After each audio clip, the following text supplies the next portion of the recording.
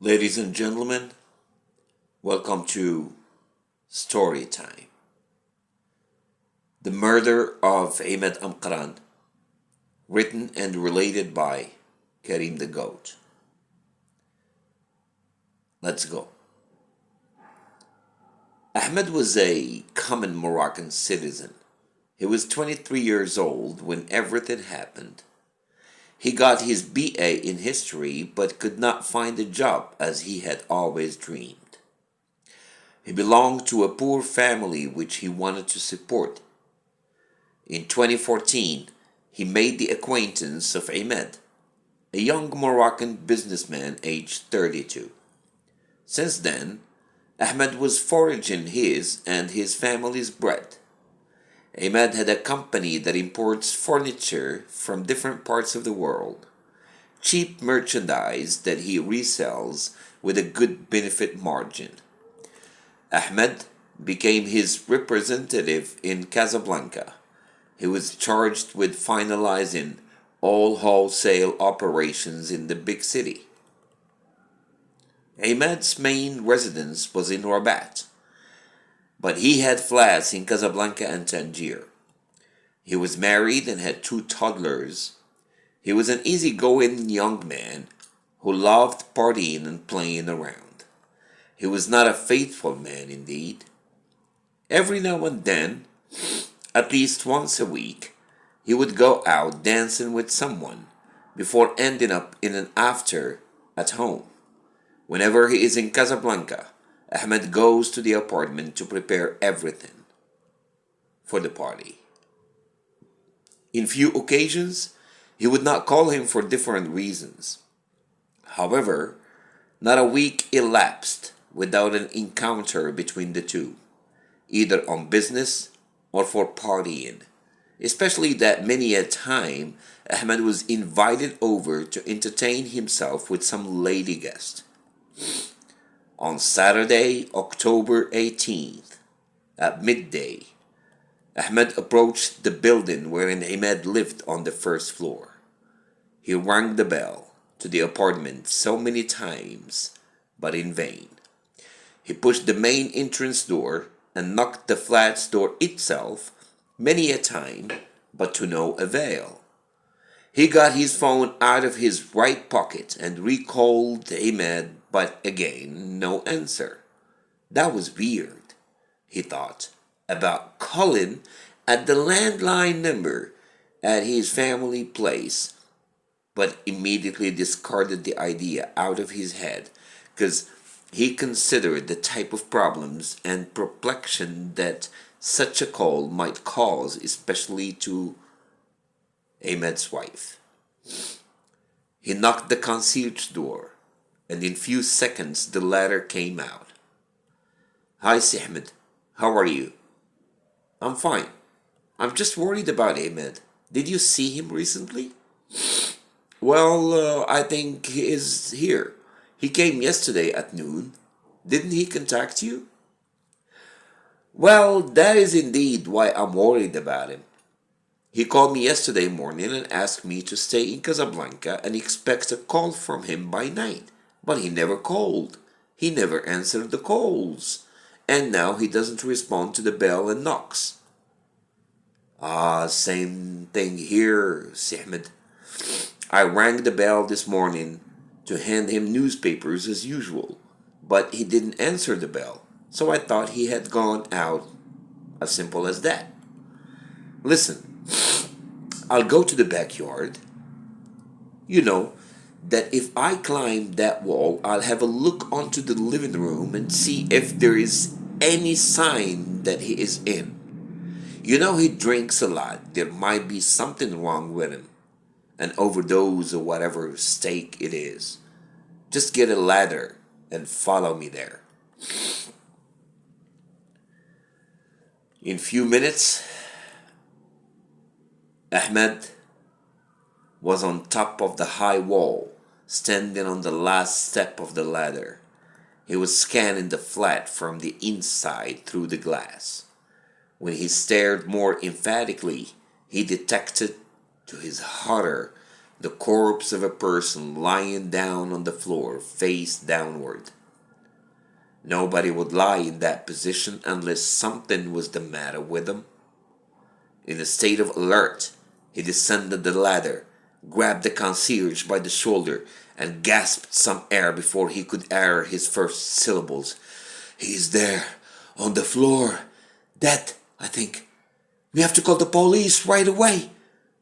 While the concierge picked up the ladder after collecting his wits, Ahmed was waiting for an answer from the other side of the line.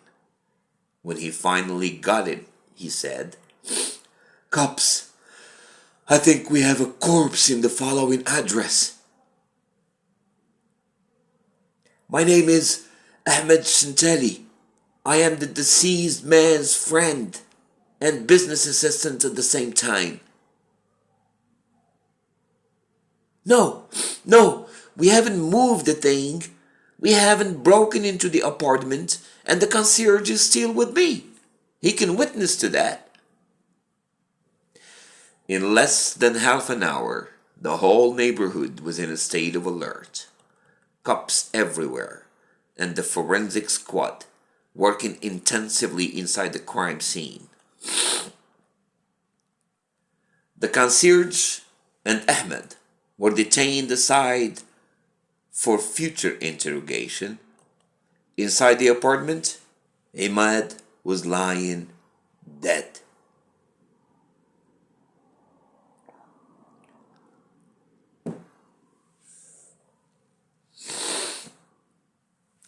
No blood around, just face contortions that made the cause of death obviously clear. Poison. Imad consumed some villain venom that sent him to meet his creator. There were little stains of vomit around him.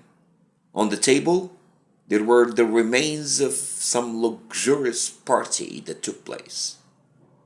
2 bottles of fine whiskey, 2 glasses that didn't look alike, ashtray full of cigarette butts, and some tapas. Imad was dressed in usual home garments. It was not getting cold yet by October that year, and that's why detectives could understand why the people who were drinking here yesterday used ice cubes. It was clear from the little pond of water flowing atop the surface of the table. For the cops, it was clear that there were 2 people there and that it was not suicide. The man was poisoned by some, and some people should be held accountable for clarifying who it might be. Ahmed was summoned to the interview at the police headquarters when the preliminary steps were taken by the forensics. The cops confiscated Ahmed's phone and checked the call and message history. It fit the essence of his testimony.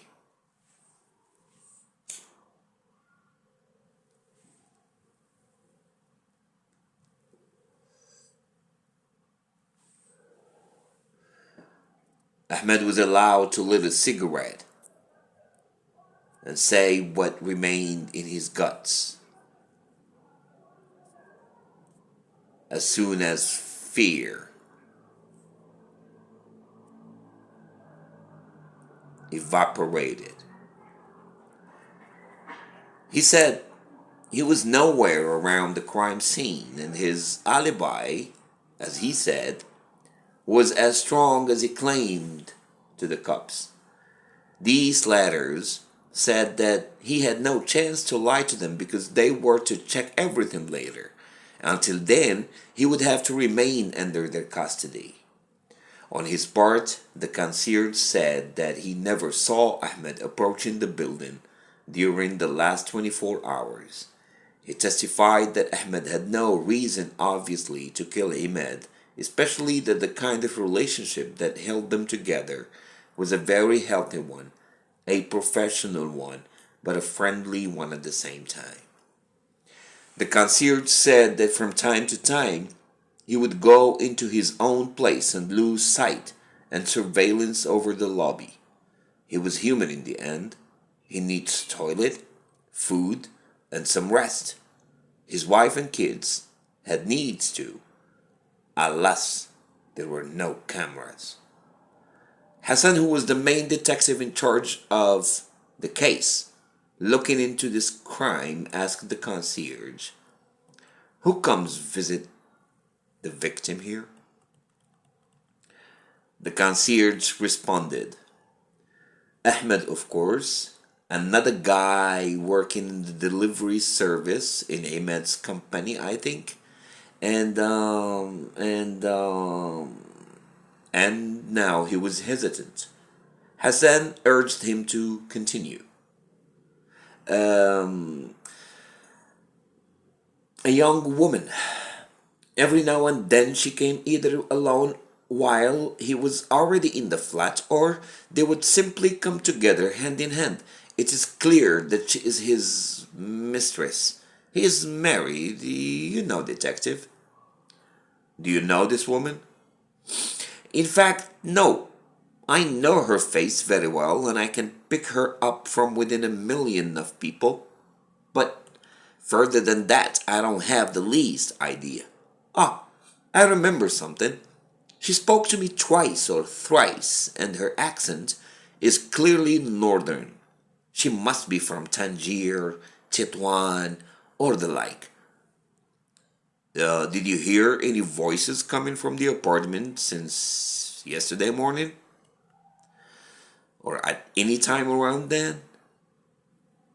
"I think I heard some feminine whispers, but I cannot assure you that they belong to some real person talking to a mad flesh and bone. It might be merely a voice coming from TV or some YouTube video on the big screen." As if struck by a sudden idea, Hassan picked up his cell phone, checked the contacts, and, "Hello, Inspector Omar. Go straight ahead now back to the crime scene, switch on the TV, and report to me which channel features first." Then he turned to the concierge and asked him, "Do you know the type of music Imad used to listen to?" "Yes. I often hear songs in foreign languages, seemingly old songs in French and another language I don't understand, but I think it's probably English." "How does that lady get there? Does she have a car?" "Yes, she does. A green Fiesta. She parks it in the building lot whenever she is here, because when she is here, she often stays over for the night. You know, the problem is, I saw a marriage ring in her finger many times, but I don't really know." Hassan was sunk in thinking to the point that he spontaneously whispered, "On doit chercher la femme. On doit chercher la femme." Ladies and gentlemen, this is the end of episode 1. See you next week.